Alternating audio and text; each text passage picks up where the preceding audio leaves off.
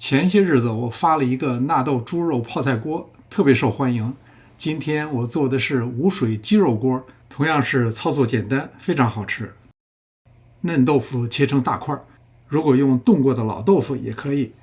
做这道菜用鸡腿肉比较好，用4片切成和豆腐大小差不多的块。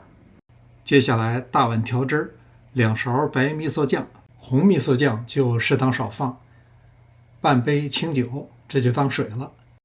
2汤匙日式白高汤，没有就换1汤匙生抽。味淋比较甜，最多放1汤匙。2头蒜挤成蒜末，然后搅拌均匀，一定要把味噌酱完全化开。锅用砂锅或者是铸铁锅，用白菜垫底300克，大约5片。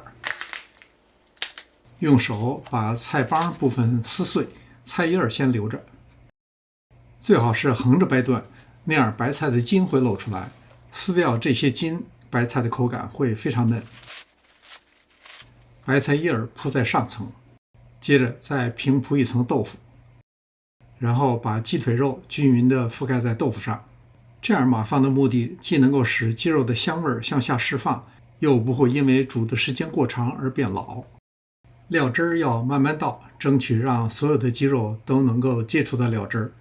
我想可以改进一下，先把鸡肉放到料汁里腌一会儿，然后再放进来。一切准备停当，这时候再开火。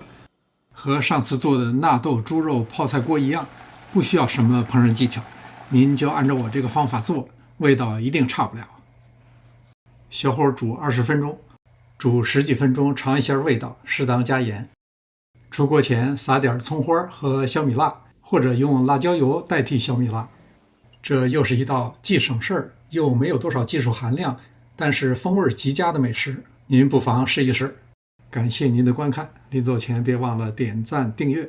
这里是上食厨房，我们下次再见。